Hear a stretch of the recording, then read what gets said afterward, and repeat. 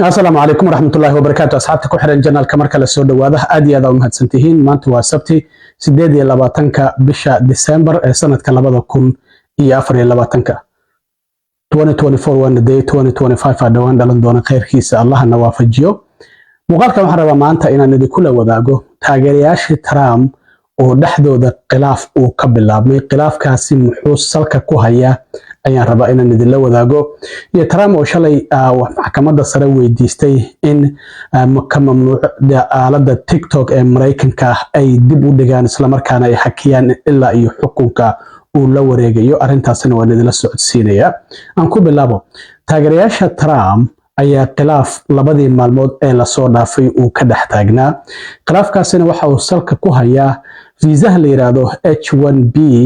oo shaqaalaha ajnabiga ah ee xirfadda leh Mareykanka ay ku keenaan shirkadaha kala duwan ee Mareykanka haddaba arrintan sidee ku bilaabatay bal aan idinla wadaago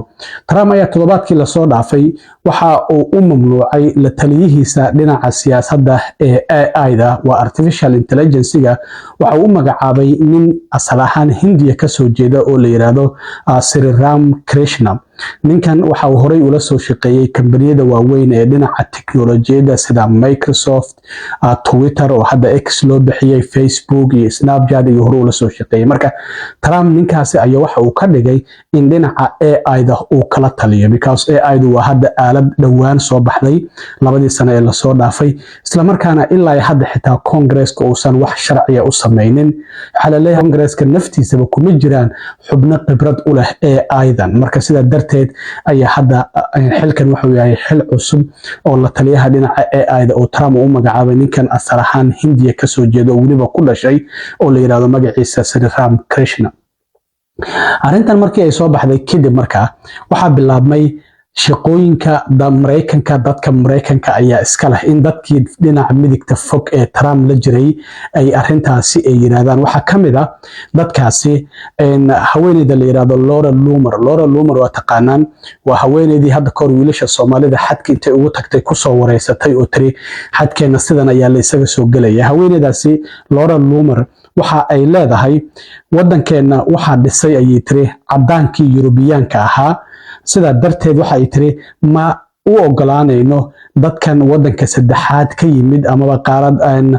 adduunka saddexaad ee India dadkan ka yimid inay wadankeena ay weerar ku soo qaadaan waxana ay tiri arrintan waxa magacaabista Trump uu magacaabay ninkan la taliyaha dhinaca AI-da inuu noqdo waxay si toos uga soo horjeedaa ajendaha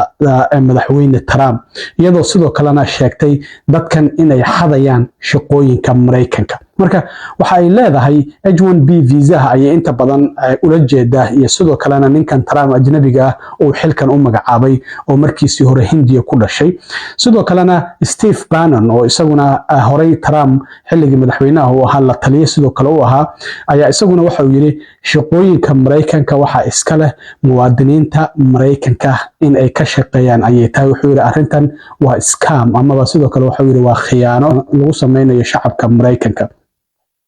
sidoo kale Nikki Haley oo Trump la tartantay ayaa iyaduna waxay tiri waxaan doonaynaa inaan maalgelino oo aan muhiimadda siino dadka Mareykanka ma ahan shaqaalaha ajnabiga ah in aan muhiimad la siiyo ama sidoo kale laga hormariyo kuwa Mareykanka ah marka kadib waxa arrintaasi difaacay fiisaha HB1 oo shaqaalaha xirfadda leh ee ajnabiga ah Mareykanka ay ku yimaadaan Elon Musk iyo Vivek Ramaswamy labaduba waa Vivek Ramaswamy Mareykanka ayuu ku dhashay laakiin waalidiinteed Hindiya ay ka soo jeedaan waalidiintiis sidoo kale Elon Musk waxa uu waa nin South African walow hadda dhalashada Mareykanka haysto South Africa ayuu ku dhashay marka Elon Musk ayaa waxa uu leeyahay qof kasta waxa uu yiri midab kasta ha lahaado dhalasho kastana ha lahaado wax qofka Mareykanka u imaanaya in uu gacan ka geysto dhaqaalaha wadanka Mareykanka qofkaasi markastaba xushmadeeda ayuu haysan doonaa marka waxa uu difaacayaa dadka H1B visa ku yimaada iyo sidoo kalena Vivek Ramaswamy isaguna waxa uu yiri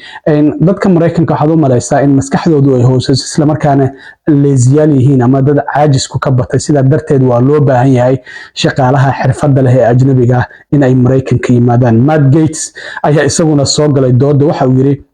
ma ahan uma xil saarin ayuu Vivek Ramaswamy iyo waliba Elon Musk in ay noo yeeriyaan siyaasadaha dhanka immigrationka marka waxaanu xil saarnay hadda labadaas nin wuxuu Trump u xil saaray Department of Government Efficiency lacagaha dowladda sida macna darada ay ku bixinayso in la jaro oo lacagahaasi dowladda dadka Mareykanka dib loogu celiyo marka waxa uu yiri anaga siyaasadaha uma xil saarin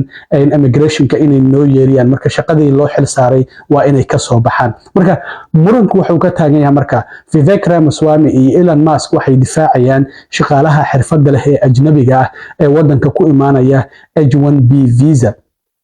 fiisaas muxuu yahay waan idin sharaxi doonaa marka dadkan kale oo cadaanka sareynta cadaanka aaminsan waxay leeyihiin shaqooyinkan dadka Mareykanka waa in la siiyaa ma ahan in wadan ajnabi ah laga keeno inta badan Hindiya iyo wadamada midowga Yurub Shiinaha ayay ka imaadaan shaqaalaha xirfadda leh ee H1B visa ku yimaada isla markaana wadanka gudihiisa ka shaqeeya marka Trump waxaan ognahay xitaa aad ayuu u cambaareeyay H1B visa hadda doodan socoto oo Twitterka ama X ama meelahan kala duwan ka socoto Trump uusan ka hadlin waa uu daawanaya wali ma uusan ka jawaabin because taageerayaashiisii ayaa ishaya 2020kii Trump waa uu joojiyay gabi ahaanba H1B visa marka hadda ma joojin doonaa maadaama Elon Musk uu ku lamaanan yahay oo ninka soo saaray uu yahay isla markaana uu taageersan yahay viisahaasi dadka ku imaanaya marka H1B visa dadka hela waxa ay yihiin dadkaasi waa dad si ku meel gaar ah wadankan Mareykanka inay uga shaqeeyaan waliba shaqooyinka xirfadaha sarsare leh qofkaasi marka shaqooyinkaasi qofka helaya waa inuu ugu yaraan bachelor degree haysto ama sidoo kalena waxbarasho ka sareysa uu haysto qofkaasi waxa ay muhiimadiisu ay tahay in shaqooyinka kaliya hadii uu u yimid wadanka inuu ka shaqeeyo dhinaca tiknoolajiyada oo kaliya ayuu ka shaqeyn karaa marka shaqadana waan ka shaqeynayaa shaqo kalena waan qabanayaa maahan shaqada uu u yimid wadanka oo ku yimid viisahaasi oo kaliya ayuu qaban karaa waxana sidoo kalena qofka non immigrant visa waayo oo waliba si ku meel gaar ah waxana la siiyaa dadka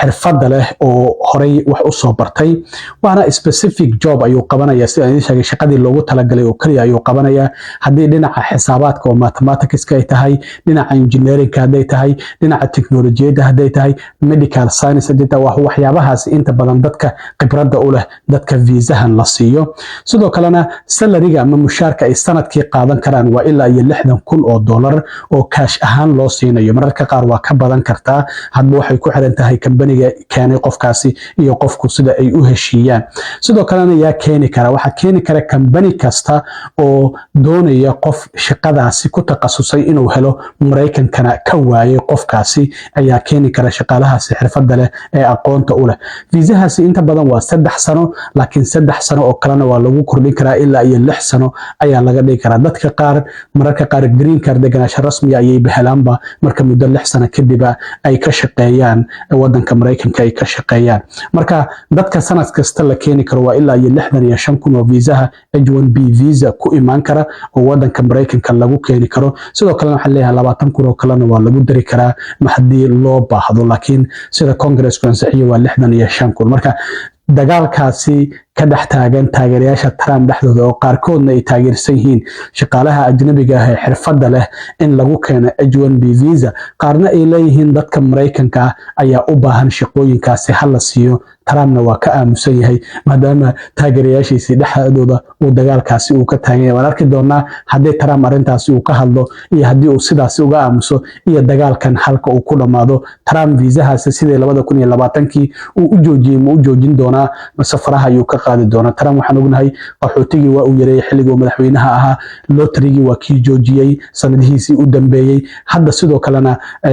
group 5 ayaa laga cabsi qabaa inuu joojin doono qaxootigii ma yareyn doona waxyaabahaas oo idin waxaan ogaan doonaa Trump marka xilka uu la wareego 20 January oo hadda 23 maalmood ama 22 maalmood ay ka harsan tahay Trump shalay sidoo kale